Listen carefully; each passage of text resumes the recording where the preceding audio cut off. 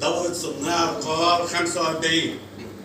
السادة أعضاء هيئة التدريس الكرام بالكلية، زملائي الأعزاء، السادة الحضور، بالإنابة عن نفسي وبالأصالة عن جميع زملائي الخريجين، يشرفنا أن نتوجه لسموكم بجزيل الشكر والعرفان والتقدير للسادة أعضاء هيئة التدريس الكرام، وذلك بكلية الدفاع الوطني، وذلك لما بذلتموه من جهد خارق وعطاء، ولما شهدناه جميعا في فترة زمنية قصيرة لكنها فترة دسمة وغنية تعلمنا فيها الكثير.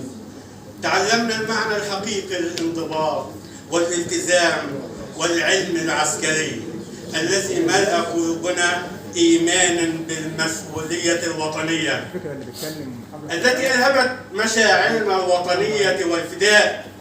وهنيئا لزملائنا خريجي دورة صناع القرار 45 في قاعة فلسطين. أتدرون ما هي قاعة فلسطين زملائي الأعزاء؟ هي التي تخرج منها فخامة الرئيس عبد الفتاح السيسي زميل كلية الحرب.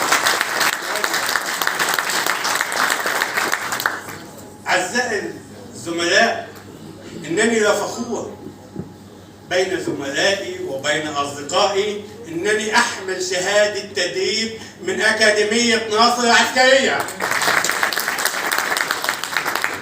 سيادة اللواء سامح الدكوي، إنني على المستوى الشخصي استفدت الكثير، فأنا أحد أبناء مصر في الخارج.